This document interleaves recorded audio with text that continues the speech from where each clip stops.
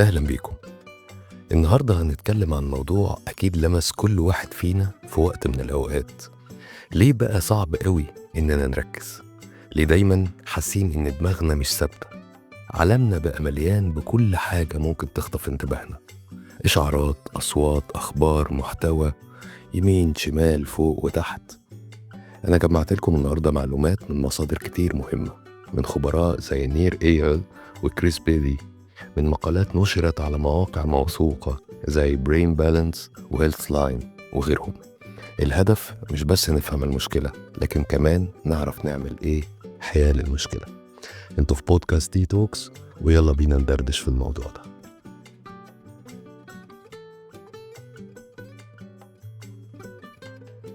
طيب، في البداية مهم نعرف إن التركيز والتشتت مش مجرد ضد بعض.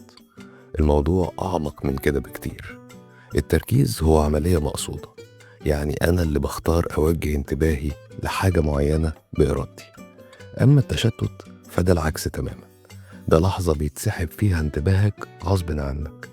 ممكن تكون بسبب صوت جه، إشعار، فكرة ظهرت فجأة، أو حتى لمحة من الملل. في نوعين من التركيز. أول نوع اسمه توب داون فوكس، وده لما أكون قررت بإرادتي أركز على شغل أو مهمة. النوع التاني اسمه بوتوم أب ديستراكشن، وده اللي بيحصل لما حاجة تقتحم تركيزي فجأة، صوت، صورة، إشعار، فكرة. السؤال بقى، ليه بقينا مش قادرين نركز زي زمان؟ إيه اللي حصل؟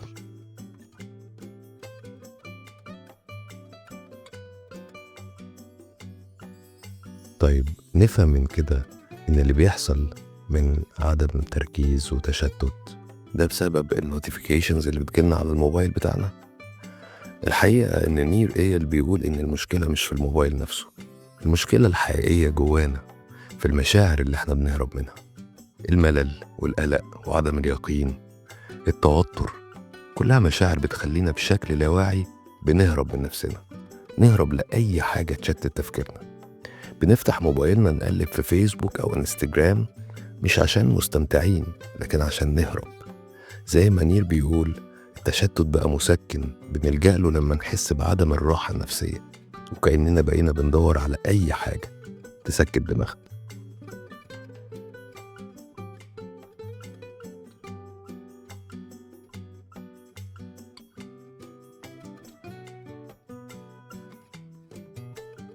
في أسباب تانية لتشتتنا، مش بس المشاعر الداخلية والتحفيز الزايد هما السبب.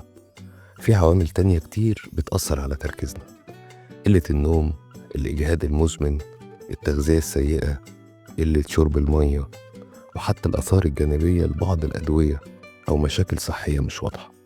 وعلى فكرة، الجفاف بيأثر على وظائف المخ بشكل مباشر. وكمان في وهم كبير اسمه المالتي تاسكينج، إنك تفتكر إنك بتعمل كذا حاجة في نفس الوقت، لكن الحقيقة إنت بس بتنقل تركيزك بسرعة من حاجة للتانية، وده بيستنزف طاقتك وبيقلل كفاءتك.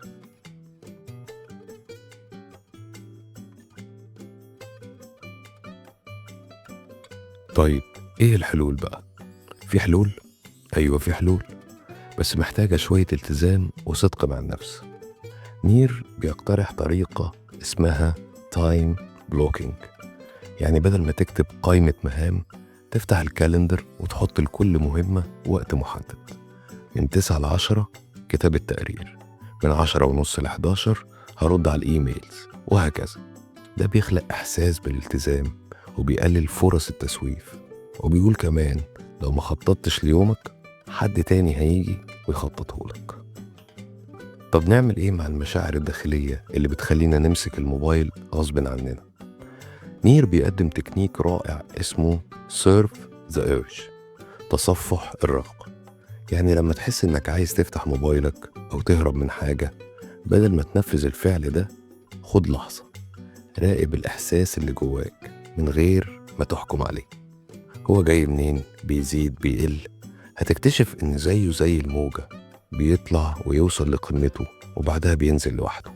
مع الوقت سيطرة الإحساس ده عليك بتقل. شوية تأمل ومايندفولنس بيساعدوا جدا في المهارة دي.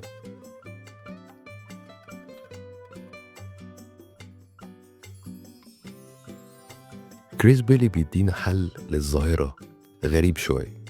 بيقول احتضن الملل. ازاي؟ يعني ببساطة اسمح لنفسك تسرح بس بإرادتك. امشي لوحدك، اغسل المواعين من غير بودكاست، خد دش من غير مزيكا.